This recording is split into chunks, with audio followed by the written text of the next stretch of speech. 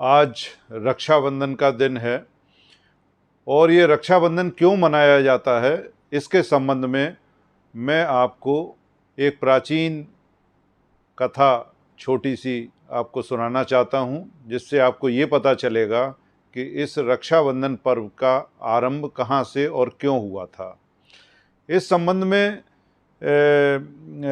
असुर साम्राज्य के राजा थे विरोचन और उनकी पत्नी देवांबा। इन दोनों की संस्तति राजा बलि के रूप में हुई। उनके पुत्र राजा बलि थे जो बहुत दानवीर थे और उनके साहस और उनकी दानवीरता का बखान जगह जगह किया जाता था। वो इस काम के लिए प्रसिद्ध थे और बहुत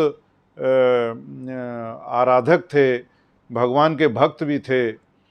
तो उन्होंने स्वर्ग को जीतने के लिए यज्ञ का प्रावधान किया और यज्ञ कराना शुरू किया। और जब यज्ञों की श्रृंखला में आखिरी यज्ञ शुरू होने वाला था, समापन होने वाला था, उसी वक्त इंद्रदेव अपने देवताओं को लेकर विष्णु भगवान के पास पहुँचे। बोले, प्रभु, अगर इन्होंने ये आखिरी यज्ञ भी पूरा कर लिया तो ये स्वर्ग पर अधिकार असुरों का हो जाएगा, फिर देवता कहाँ जाएंगे, कहाँ रहेंगे। इस चिंता को लेके जब विष्णु भगवान से कहा तो उन्होंने कहा, अच्छा मैं कुछ करता हूँ। ये कह के उन्होंने वामन अवतार, जिसके लिए विष्णु भगवान प्रसिद्ध हैं, उन्होंने अपना वामन अवतार का रूप धारण किया। और वामन अवतार का रूप धारण करने के पश्चात वो राजा बलि के यहाँ पहुँचे और एक बालक के रूप में पहुँचे, ब्राह्मण बालक के रूप में, और उनसे भिक्षा के रूप में वरदान मांगा। तो उन्होंने कहा कि मांगो, क्या मांगते हो? तो उन्होंने कहा कि मुझे 3 पग, पग मतलब कदम, 3 कदम भूमि चाहिए दान में। तो राजा बलि बहुत बड़े साम्राज्य का स्वामी था, तो उसने अपने अहंकार में कह दिया, ठीक है, दे दूंगा 3 कदम, कौन सी बड़ी बात होती है। तो वहीं जैसे ही उन्होंने कहा, वैसे ही वहाँ असुरों के गुरु शुक्राचार्य भी मौजूद थे। उन्होंने विष्णु भगवान को पहचान लिया कि हाँ, ये भगवान हैं, ये बालक नहीं हैं। तो उसने बलि से कहा कि बलि, ये भगवान हैं, ये तुम्हें प्रपंच करने तुम्हारे साथ आए हैं, ये बालक नहीं हैं, तुम अपना ये वापस ले लो वरदान। तो उन्होंने कहा, नहीं प्रभु, अब चाहे जो हो, मैं तो दान दे चुका और जो मैं कह चुका मैं पूरा करूँगा।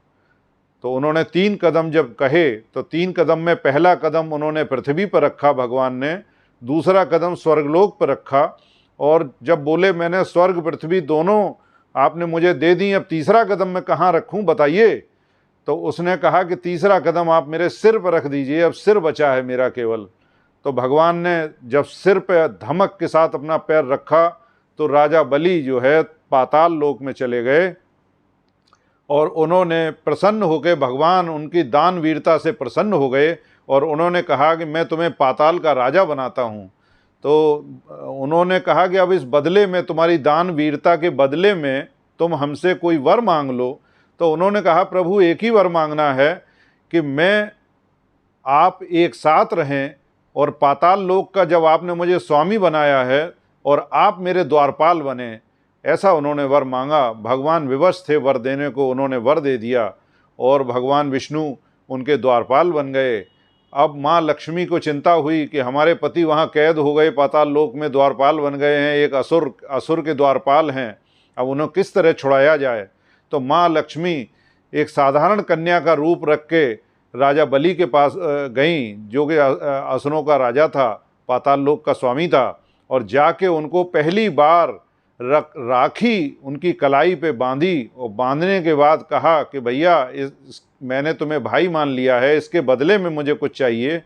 तो उसने कहा, मांगो बहन, क्या मांगती हो? तो उन्होंने कहा कि ये जो द्वारपाल हैं इनको मुक्त कर दो, इन्हें मुझे दे दो। जैसे ही उन्होंने ये वर मांगा, वो पहचान गया कि हाँ, ये लक्ष्मी ही हो सकती हैं जो अपने पति को लेने आई हैं, लेकिन वो अपनी दानवीरता पे अडिग था। तो उसने भगवान विष्णु को वहाँ से मुक्त कर दिया और वो खुशी खुशी उनको लेके अपने परम धाम को रवाना हो गई। इस तरीके से राखी की परंपरा, राखी का त्यौहार, रक्षाबंधन का त्यौहार इस परंपरा के अनुरूप आरंभ हुआ। राधे राधे।